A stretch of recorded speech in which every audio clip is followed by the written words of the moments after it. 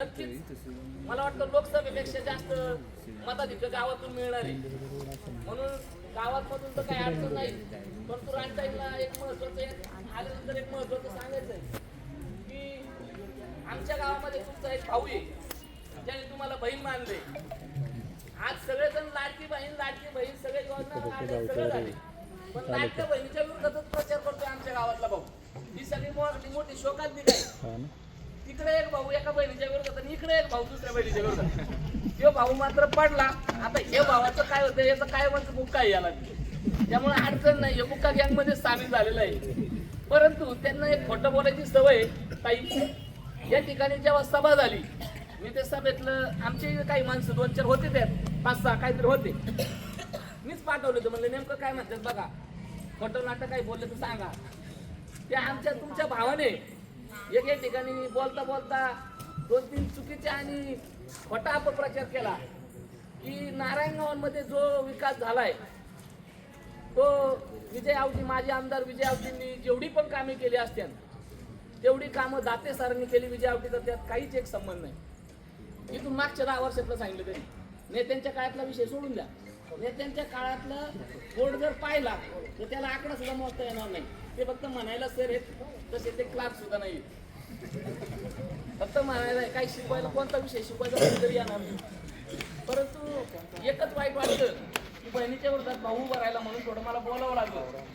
आज असं झालंय की गावामध्ये त्यांनी सांगितलं विकास नाही. राणीताईच्या माध्यमातून या गावामध्ये 15 लाखाच्या 3 केट्या झाल्यात. एक आपल्या शेळके माळ्यात एक झाली 15 लाखाची, दुसरी केटी हाडोळा वस्ती येथे झाली, तिसरी केटी जाधव माळा येथे झाली. अशा 15 लाखाच्या 3 केट्या झाल्या. त्यानंतर 22 लाखाच्या 2 केट्या, एक मावलाई वस्ती आणि एक आमच्या नागजिरी वस्ती, अशा 22 लाखाच्या तिथं 2 केट्या झाल्या. राणीताईंच्या माध्यमातून केट्यांचं पाणी आडवं पाणी जिरवा शेतकऱ्यांना सगळ्यात महत्वाचं.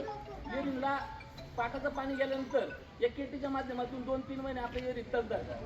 खऱ्या अर्थाने हे शेतकऱ्यांना मोठा दिलासा आहे. गावचं जरी पाणी असेल तरी किती कडक ऊन पाडलं तरी या केट्यांमुळं गावच्या पिण्या पाण्याची व्यवस्था म्हणजे कधी अडचण येत नाही.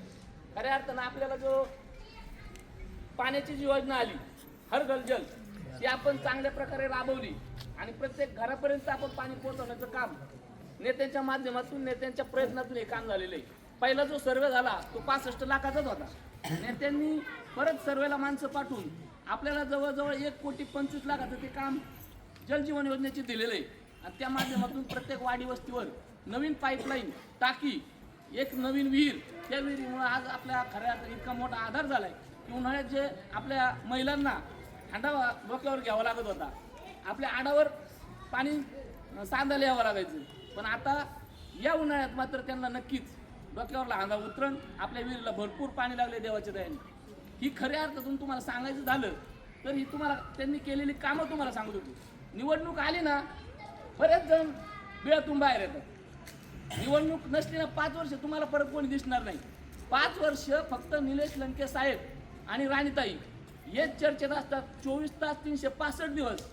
काही नाही, इलेक्शन असू नसू ते म्हणत नाही का बाबा आता मला मतदान पाहिजे म्हणून मी पळतो टायमाला, असं नाही. त्यांचं गोरगरीब कोणी जाऊ द्या वर्षभर त्यांच्यासाठी ते तत्पर दोघं नवरा बायको असतात. त्यांच्या घरातले सर्वजण गोरगरिबांच्या सुखदुःखात कायम असतात. आता जे 12-13 उमेदवार तुम्हाला जे बॅलेट पेपरवर दिसतील मशीनवर, त्या 12-13 उमेदवारापैकी तुम्ही प्रत्येकजण बारीक विचार करा की कोणताही उमेदवार त्यातला आपल्या सुखदुःखात आपल्या गावामध्ये आपल्याला अडीअडचणीच्या वेळी कोणी आलाय का हे पाहणं अतिशय गरजेचं आहे. ज्या वेळेस फक्त इलेक्शन आलं ना मग मला आमदार करा, मला खासदार करा, हे असे पाळणं उपट सुरू असे उभे राहतात. खऱ्या अर्थानं यांना फक्त कोरोना काळामध्ये आपण जेव्हा संकटात होतो आपल्या घरातील सर्व गोरगरीब जनतेला दवाखान्यामध्ये 2-3 लाखाशिवाय उपचार होत नव्हते. तुम्ही विचार करा, एक जण जर कोणी कोरोना काळात दवाखान्यात जर ऑक्सिजनसाठी गेला तर त्याला ऑक्सिजन मिळत नव्हता. खऱ्या अर्थानं डॉक्टरांना त्यावेळेस अडीअडचण निर्माण झाली. अशा अडचणीच्या काळामध्ये आपल्या लोकनेत्यांनी भाळवणी येथे कोविड सेंटर उभारलं. खऱ्या अर्थानं जे घाबरत होते, माझ्या गावातून एवढे पेशंट होते की दवाखान्यात जवळ जायला त्यांना भीती वाटायची.